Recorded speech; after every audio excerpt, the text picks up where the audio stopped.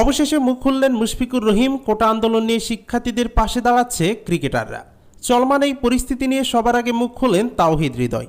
এক ফেসবুক পোস্টে তিনি বলেন, আমার প্রাণের ঢাকা ইউনিভার্সিটি আর রক্তাক্ত না হোক।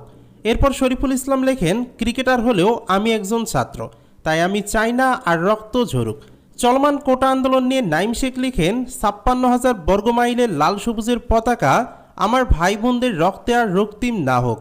যৌক্তিক সমাধানের মাধ্যমে চলমান সংকট নিরসন হোক, তারুণ্যতার প্রাণ এবং উদ্যম ফিরে পাক। উইকেটকিপার ব্যাটার নুরুল হাসান সোহান ফেসবুক পোস্টে লেখেন, ভবিষ্যৎ বাংলাদেশের রক্ত আর দেখতে চাই না, শান্তি চাই। এদিকে যুব বিশ্বকাপজয়ী ক্যাপ্টেন আকবর আলী এই বিষয়ে লেখেন, নাথিং বাট শেম। এদিকে মুশফিকুর রহিম ফেসবুক পোস্টে লিখেছেন, জাহাঙ্গীরনগর বিশ্ববিদ্যালয়ের একজন ছাত্র হিসেবে আমি আমার ভাই বোনদের উপর আর কোনো সহিংসতা দেখতে চাই না। আমার শিক্ষকরা যারা অতুলনীয় সাহস দেখিয়ে তাদের ছাত্রছাত্রীদের রক্ষা করতে গিয়ে আহত হয়েছেন, তাদের প্রতি অতুল শ্রদ্ধা। এটা মেনে নেওয়া কঠিন কোনো ছাত্রের জন্য যে তার শিক্ষক হেনস্থা হয়েছেন, যা খুবই নিন্দনীয় বলে আমি বিশ্বাস করি। যে কোনো উপায়ে হোক এই রক্তপাত বন্ধ হোক, শান্তি আসুক, সংশ্লিষ্টরা সমাধানে শান্তিপূর্ণ রাস্তা বের করবেন, এটাই অনুরোধ।